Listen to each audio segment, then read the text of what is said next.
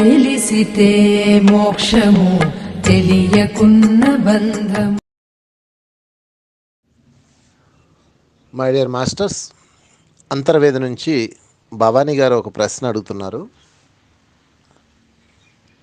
పుణ్యానికి పోతే పాపం ఎదురవుతుంది అని అంటారు కదా, దాని అర్థం వివరించమని అడుగుతున్నారు.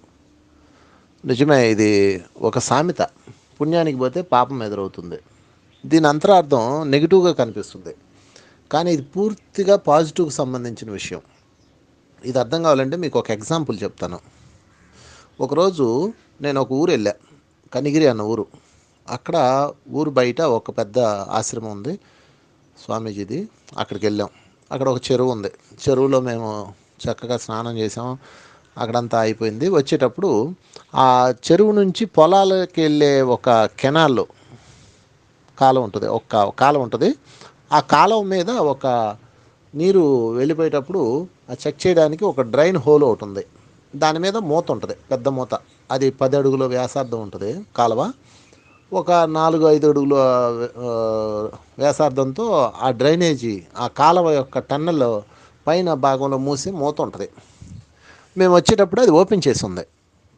దాన్ని చూడగానే ఎవరన్నా పిల్లలు కావాలని అందులో పడిపోయారనుకో, వాళ్ళకి చాలా ప్రమాదం వస్తుందని నేనేం చేశానంటే, నేను నా ఫ్రెండు ముందు నడుస్తున్నాడు ఆయన. నేను అన్నాను, అరే ఆగరా ఒక్క నిమిషం, దీన్ని మూసేద్దాం అన్నా. అమ్మో అది చాలా బరువు ఉంటుంది సార్ అన్నాడు. ప్రయత్నం చేద్దాం రా అని చెప్పేసి వాడిని పట్టుకొని నేను దాన్ని తోస్తున్నా.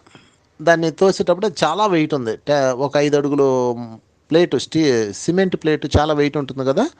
సో నేను దాన్ని లాగాను, వాడు తోసాడు. ఆ లాగడం తోయేటప్పుడు అది నా కాలు మీద నుంచి క్రాస్ అయ్యి వెళ్ళిపోయింది. అంటే కాలి బొటన వేలు, నా కుడికాలు బొటన వేలు మీదుగా వెళ్ళిపోయింది అది. దాంతో ఆ కుడికాలు బొటన వేలు చెక్కుపోయి బ్లడ్ వచ్చేసింది. నేను మొత్తం మీద మూత బిగించాం. నేను అలా కుంటుకుంటూ వస్తున్నా. అప్పుడు వాడేమన్నాడంటే, నా మిత్రుడు, అందుకే సార్ చెప్పాను, మీరు నా మాట వినలేదు, పుణ్యానికి పోతే ఈ రోజుల్లో పాపం ఎదురవుతుంది అన్నాడు. నేను మౌనంగా నడుస్తున్నా. వాడు అన్న మాట నా మదిలో తొలుస్తుంది. పుణ్యానికి పోతే పాపం ఎదురవడం ఏంటి? ఇదేమి విశ్వనియమం? భగవంతుడి నియమం ఎలా ఉంటుంది? భగవంతుడి యొక్క చట్టంలో ఏది ఇబ్బంది ఉండదు కదా. ఎందుకు? ఏదో లోపం ఉంది ఇందులో, ఏదో మనకు అర్థం కాలేదు. ఇది భగవంతుడి యొక్క నియమం ఏంటి? మనం ఒక పుణ్యకర్మ చేసినప్పుడు పాపం రాకూడదు కదా. ఇది ఎందుకు వచ్చింది? ఈ ఇబ్బంది ఎందుకు వచ్చింది అని నేను ఆలోచిస్తూ నడుస్తున్నా. కరెక్ట్గా నేను 10 నిమిషాలు అలా ఆలోచిస్తూ నడుస్తూ ఉన్నాను. నాకు అంతర్గతంగా ఆన్సర్ వచ్చేసింది. ఏంటంటే, మనం ఏదన్నా పుణ్యకర్మ చేసినప్పుడు మనకి ఇబ్బంది వస్తుంది. చాలామందికి ఇది అనుభవమే. ఎవరికో మంచి చేయబోతే చెడు ఎదురవుతుంది, వాళ్ళ కష్టాలు వస్తాయి. దాన్ని కష్టాలు కొని తెచ్చుకోవడం అంటారు. కాదండి, ఇది పక్కా సత్యం. ఏంటంటే, మనం ఒక పుణ్యకార్యం చేసినప్పుడు, అంటే ఒక మంచి పని చేసినప్పుడు, ఇతరులకి మంచి చేయాలనే ఆలోచనతో మనం ఒక పని చేసినప్పుడు ఆ ఫలితం నెగిటివ్ వచ్చినా అది మంచిదే. ఎలాగంటే, ఇప్పుడు ఆ సామెత ఏంటి? పుణ్యానికి పోతే పాపం ఎదురైంది అంటే దాని అర్థం ఏంటంటే, నేను ఆ నడుస్తున్నప్పుడే నాకు ఆ విజన్ వచ్చేసింది. నేను ఒక జన్మలో ఒకడి కాలు ఎరక్కొట్టా, ఒకడి కాలుని గాయపరిచాను, ఒక పిల్లవాడిది. ఆ కాలి గాయం నేను ఇంతకుముందే ఆ పిక్చర్ చూసుకున్నాను. ఒకనొకప్పుడు నేను ఆ పిక్చర్ చూసుకొని నేను దానికి వాడికి క్షమాపణ చెప్పుకున్నాను. ఓకే, అది పోయింది అనుకున్నా.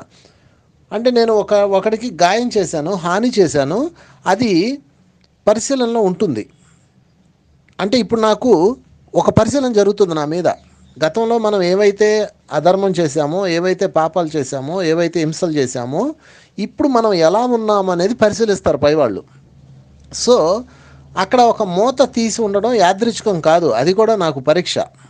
నేను వెళ్ళేటప్పుడు ఆ మూత కనపడింది.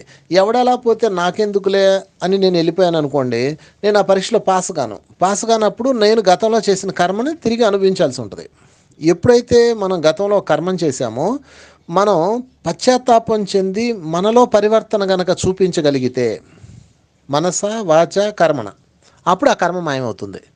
ఇప్పుడు నేనేం చేశాను, అక్కడ నా ఎదురుగా ఒక మెన్ హోల్ ఓపెన్ అయి ఉంది. అందులో ఎవడన్నా పిల్లోడు పడితే వాడు కాళ్ళు ఇరిగిపోతే అన్నది ఖచ్చితం నిజము. కనుక ఇప్పుడు నేనేం చేయాలి? ఎలాగోలా దాన్ని మూసేయాలని నిర్ణయం తీసుకొని మూసాను. అంటే పైన నాకు మాస్టర్స్ పరిశీలిస్తున్నారు, నన్ను, నా కర్మల్ని పరిశీలిస్తున్నారు. ప్రతి ఒక్కరిని పరిశీలిస్తారు, మీరు గుర్తుపెట్టుకోండి. ఎప్పుడైతే మీరు పశ్చాత్తాపం చెందారో, మీరు ఏం చేస్తున్నారు, మీ యొక్క యాక్టివిటీస్లో పరివర్తన ఉందా లేదా అని పరిశీలిస్తారు. ఒక కన్ను మనల్ని గమనిస్తుంటుంది ఎప్పుడు కూడా. గుర్తుపెట్టుకోండి my dear friends, 5th dimension. 4 వైపులే మీరు 4 దిక్కులే చూస్తున్నారు, కానీ పైన ఇంకో దిక్కు ఉంది. అదే సాక్ష్యం మిమ్మల్ని గమనిస్తుంటుంది. ఇప్పుడు నేను అక్కడ ఏం చేశాను, ఒక మెన్హోల్ మూసేశాను, అంటే నేను ఒక పుణ్యకర్మం చేశాను. వెంటనే నాకు వెనక నుంచి రావాల్సిన ఒకానొక పాపకర్మ అది ఎదురైంది. అంటే వెనక నుంచి కొట్టాల్సింది ముందుకు వచ్చేసింది. అంటే నా కాలు ఇరిగిపోయి నేను హింస అనుభవించవలసిన నేను సింపుల్గా ఒక చిన్న గాయంతో బయటకు వచ్చేసాను. దాని పేరు పొగ లేదా శేషం. దాని కర్మశేషం అని కూడా అనొచ్చు. అంటే ఒక పెద్ద కర్మ అనుభవించవలసిన నేను ఒక చిన్న గాయంతో బయటికి వచ్చాను. ఇప్పుడు చెప్పండి, పుణ్యానికి పోయాను కాబట్టి పాపం ఎదురుగా వచ్చింది. అదే పాపం వెనక నుంచి వస్తే ఏం చేయగలరు మీరు? వెనక నుంచి ఏ ట్రాక్టర్ రూపంలోనో ఏ కారు రూపంలోనో వచ్చి గుద్దింది అనుకోండి, కాలు ఇరుగుతుంది. అదే ఆ కర్మ అనుభవించడానికి చాలా రోజులు పడుతుంది, ఆ నయం అవడానికి చాలా సంవత్సరాలు పడుతుంది. అది రైటా?